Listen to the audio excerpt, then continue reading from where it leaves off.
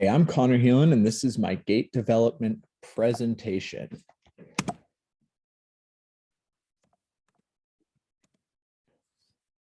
Right. So, early childhood and childhood development.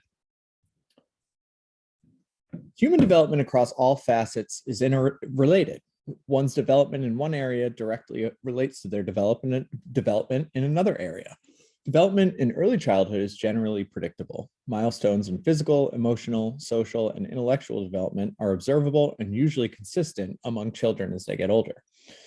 While the sequence of development is predictable, each child has an individual pattern and timing of growth. Age does not always accurately predict development.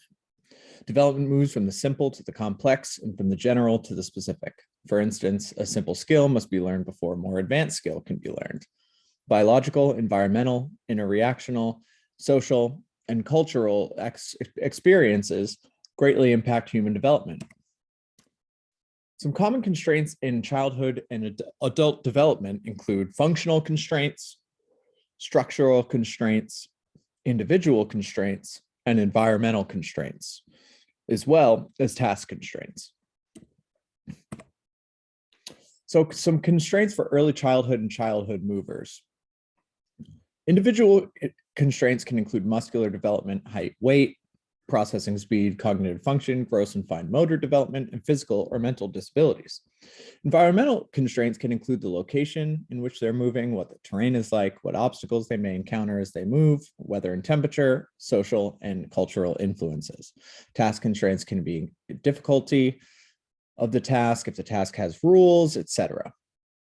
Perceptual constraints can include ocular and auditory development, kinesthetic awareness, self-awareness, directionality, laterality, and space and depth and space perception. Some psychosocial constraints can include self-esteem, emotional development, and motivation. So our first early childhood mover that we're going to do a gait analysis on is around 2 years old, and it seems to specifically have to deal with some self-related and perceptual constraints.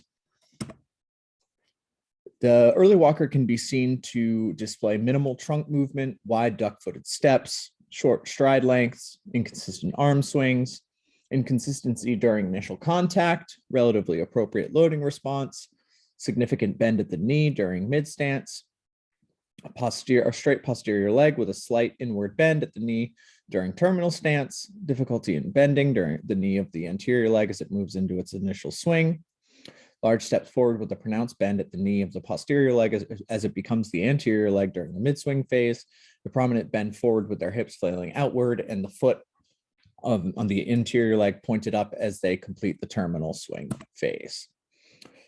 So for gait analysis number 2, we have a child who seems to be about 4 or so years old, and this child faces environmental constraints within this walk in this video clip, as they are constantly retrieving an object and bringing it back to the 2 adults in the room.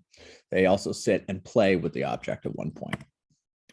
This walker has a trunk width base of support, subtle pigeon-toed steps, and pronounced tip-toed steps throughout, an arched back with their balance shifting backward throughout, consistently wide strides of normal length, inconsistent arm swing position, which could be as a result of being excited by the environmental stimuli, appropriate initial contact and loading response when not walking on tiptoes, pronounced knee bend during mid-stance, very noticeable knee bend in both legs during terminal stance, age-appropriate movements when not on tiptoes during pre-swing and initial swing phases, pronounced knee bend during mid-swing, particularly in the posterior leg as it becomes the anterior leg, considerable forward lean during the terminal swing, and this is likely due to an increase in excitement brought on by environmental stimuli. Some adulthood theories and older adulthood theories in terms of development. Physically active adults see a decrease in all-cause mortality across a lifespan and generally see positive changes in regard to their personality. Sociocultural elements influence adult development, like race, gender, etc. Without intervention, habits formed in the late teens through around age 30, especially bad habits, can stay with an individual through adulthood and into late adulthood. Many physical attributes reach their peak in adulthood, particularly in the early 20s, only to decline into older late adulthood due to biological, environmental, and behavioral changes. So we see a lot of the same constraints for adult movers as we did with childhood movers. There's just more specific nuances within the scenarios. For example, an environmental constraint that a person at age 22, if they were to go get their trash can on an icy driveway, they could do that without losing balance. But that same adult at age 72 may not be able to maintain their balance on that same icy driveway. We see task constraints, perceptual constraints, and psychosocial constraints, as well as individual constraints. So for number 3, we have an adulthood walker, excuse me. So this is a very skilled mover with very minimal holes to be poked in their gait.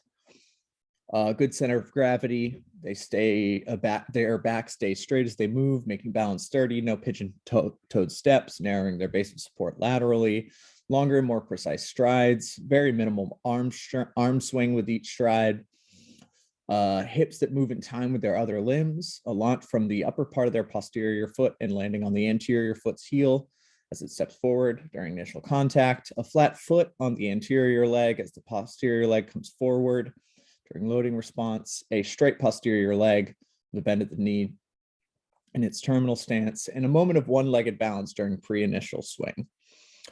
There's a slight bend at the knee as the posterior leg moves forward during mid-swing, and there's more of a lean with a stable core as they enter and finish their terminal swing.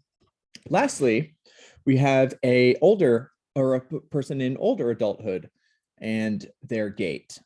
So this is no longer a skilled mover. They seem to suffer from psychosocial constraints as well as physical individual constraints. There could be some cognitive or auditory decline, but this older walker can be seen to display minimal trunk movement, likely as a result of minimal core strength, a forward lean from the mid-back upward, short strides that almost resemble a shuffle, one arm swings in a low guard position. Rather than swinging forward to backward motion, the arm swings inward and outward. There's little to no observable launch off either the posterior or anterior foot at any point of initial contact or loading response. And there's only a minor bend in the knees during each swing phase. They stay on the balls of their feet with each step. And that concludes my presentation. Thank you so much for tuning in, and I hope you have a great holiday.